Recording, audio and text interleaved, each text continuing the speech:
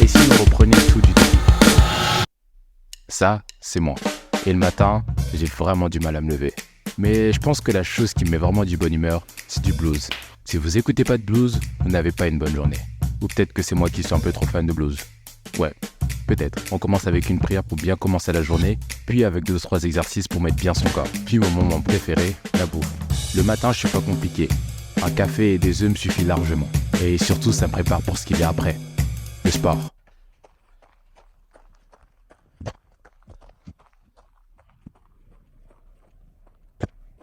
Une fois que tout ça est terminé, on peut passer à l'étape la plus importante de la journée, le travail.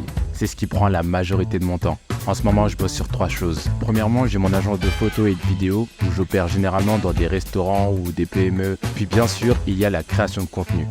Imaginer des idées, créer du contenu, gérer des projets, tout ça, ça me connaît maintenant. Ça prend une grosse partie du temps dans mon travail puisqu'il n'y a pas que moi que je gère, il y a aussi d'autres personnes. Il y a un monde qui se cache derrière la création de contenu que très peu d'entre vous savent. Et franchement, c'est passionnant.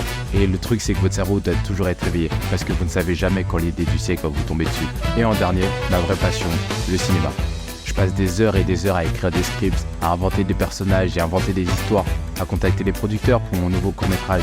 D'ailleurs, j'ai fini mon dossier de production, donc s'il y a des producteurs qui passent par là, n'hésitez pas à me contacter. Enfin bref, je passe énormément de temps à travailler et rencontrer de nouvelles personnes, à faire des réunions qui s'en finissent pas. Et je vous avoue que ce nouveau quotidien me fait sortir totalement de ma zone de confort.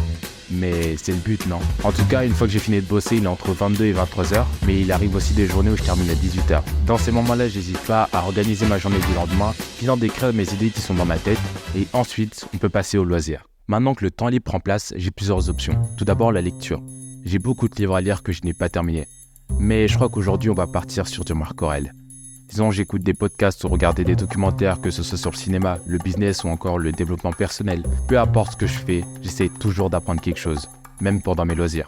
Mais ça, c'était avant que la saison reprenne du football américain. Le football américain est mon sport préféré. Et depuis mon voyage aux États-Unis, j'ai découvert le football universitaire. Je suis devenu fan de l'équipe Illinois et je crois que ça se voit un peu quand même. Et voilà, ça, c'est ma journée. Celle qui me rapproche un peu plus de mes objectifs, tous les jours. Certains la trouveront trop dure et d'autres la trouveront trop soft. Mais je m'en fous, parce qu'au final, c'est ma routine. C'est celle qui m'a fait évoluer pendant tant d'années, et c'est celle avec laquelle je me sens le moins confortable. Donc je pense que c'est plutôt une bonne chose. Et toi, c'est quoi ta routine ?